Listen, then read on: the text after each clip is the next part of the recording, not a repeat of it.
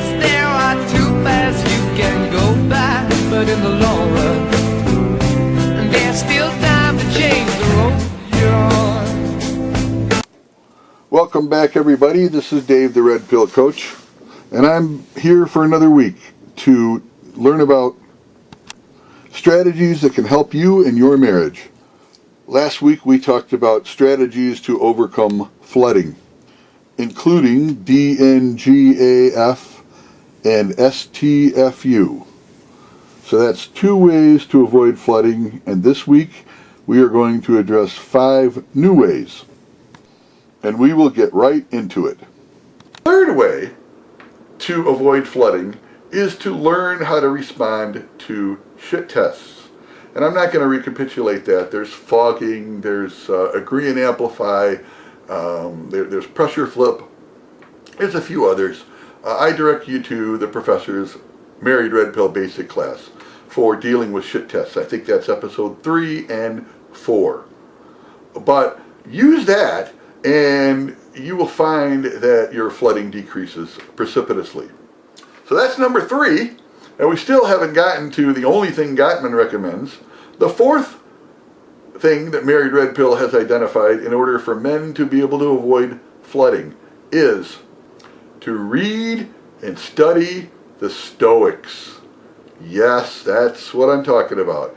Epictetus, the Enchidron, and most of all, the Meditations of Marcus Aurelius. These are by far the best books. Get a hard copy of the book and read them. I read them in the bathroom because you can only read them for a short period of time. You read about a page and then your head just starts going, oh my God, there's so much there. And it's such a beautiful piece of work that encourages men and teaches men how to be strong and really how to not give a fuck. Because no man can hurt you unless you give them the power to do that. Let me repeat that. No man can hurt you unless you give him that power. So whether or not you are hurt by another man is totally dependent on whether or not you have given him that power. Now in marriage, it's 10 times worse because de facto you've already given your wife the power to hurt you. And we're not saying turn into Commander Data and turn into, again, an autistic retard. But move a little bit in that direction, some of you. Learn how to be more stoic. Learn that life is pain. Life is often unpleasant. And the difference between a man and a boy is that a man stands up to it and pushes through it. And a boy curls up into a little ball and cries until his mommy wife comes over and tells him everything's going to be okay. You are the one who's supposed to be telling the wife that it's okay. You got that, guys? That's what a husband does. So study the Stoics, and that will greatly help you decrease your flooding. Number 5. Again, we haven't got to Gottman, but number 5 is probably the most important thing in avoiding flooding. And that's to lift weights. Lift heavy weights. Do a 5x5 program.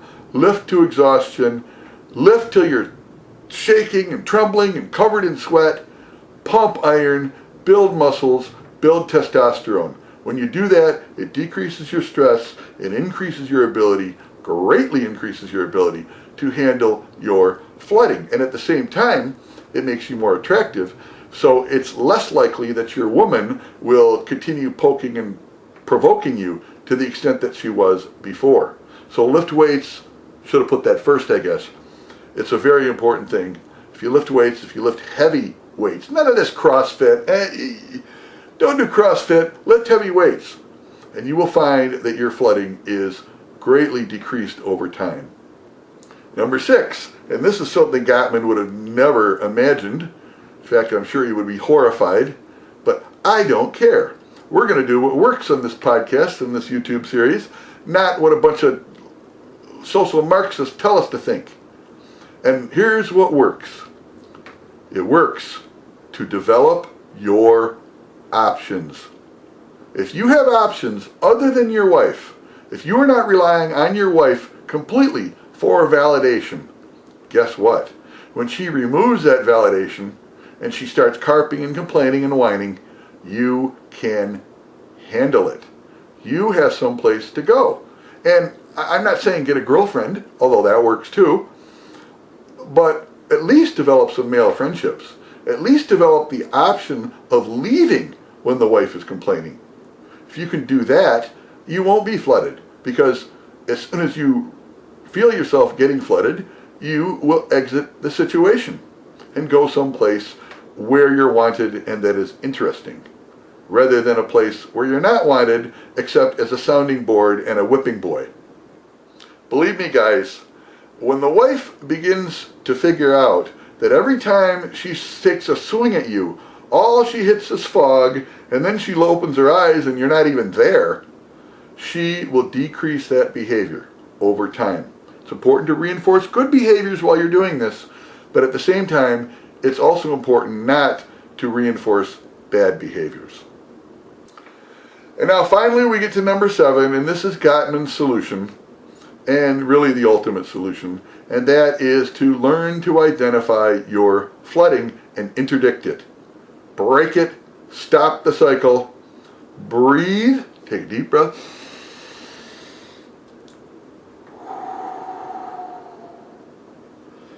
lower your blood pressure consciously. Lower your blood pressure consciously. Lower your heart rate consciously. Calm down. And when you combine this with DNGAF, not give a fuck about her little girl bullcrap, and shut the fuck up about her complaining and wanting to fight, when you combine those two, or these three, these four, all these techniques together into one whole, you can control your flooding. And when you can do that, you can then learn to control, first of all, identify, and then control your wife's flooding. So in conclusion, flooding occurs when the sympathetic nervous system activates in response to stress. It is a very maladaptive characteristic in the modern day and in modern marriage. So we should learn first to identify our flooding and then to control it. I've given you 7 techniques to control your flooding. Number 1, develop an abundant mindset. Develop a mindset that you are the man, you are the shit, you are in control. And do not give a fuck about her girlish complaints, her whining, and her criticism. Just don't care. Do care about your wife, but don't care about her bad behavior, and don't let it affect you. On Red Pill, we've identified that women are children. Let me repeat that, because it's true. The smartest woman in the world, my wife is probably in the top 10. She's a lawyer and a CPA, and guess what? Emotionally, she's a child. She's a 9-year-old girl. She stamps her feet, she throws fits, and you know what I'm talking about, guys. That's what women do. A Walt. All women are like that. So it's incumbent on the man, on the captain, to learn to avoid that. And you avoid it not by confronting it, not by overpowering it, but by simply deftly stepping aside and letting it wash over you without even getting wet. Don't give a fuck. Number 2, STFU. If you don't argue, then she can't argue. If you refuse to fight, she can't fight. So shut the fuck up. Don't argue, don't fight. If you think you want to argue, or you think you want to fight, or you think you want to defend yourself, or you think it's time to eat a big fat slice of venison, hopefully you guys know what I mean. Deer, D-E-E-R, defend, explain, evade, rationalize. Don't deer. Shut the fuck up. Number 3, learn how to respond to shit tests. Learn how to identify shit tests and respond to them appropriately, calmly, with masculine grace and authority. And again, you can read or you can listen to the professor's podcast on that topic, on how to identify shit tests and how to respond to shit tests.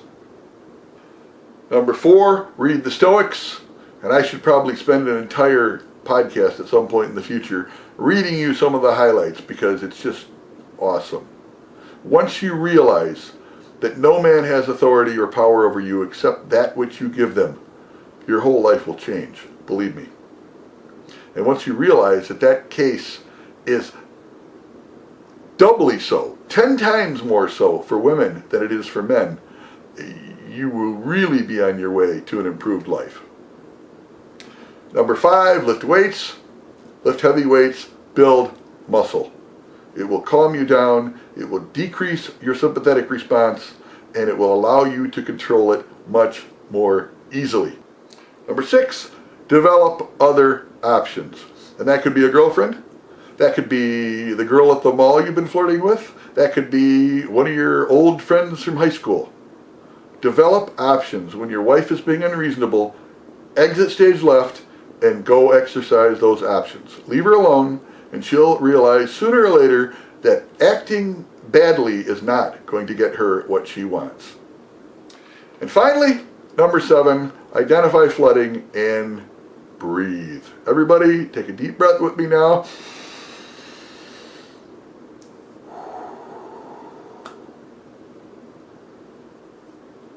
I can actually lower my blood pressure. I like to freak out the doctors. Wow, it's a little high. We'll try it again. And then they go, wow, how'd you do that? Well, I practiced controlling my flooding. So work on that. I can do it, and I know you can do it too. So thank you very much for listening, guys. Like, share, and if you need any help with any of these concepts, contact me, the Red Pill Coach, at coachingformen.com. That's the number 4. Thank you very much. I can't do this all on my own. No, I know I'm no Superman. I'm no Superman.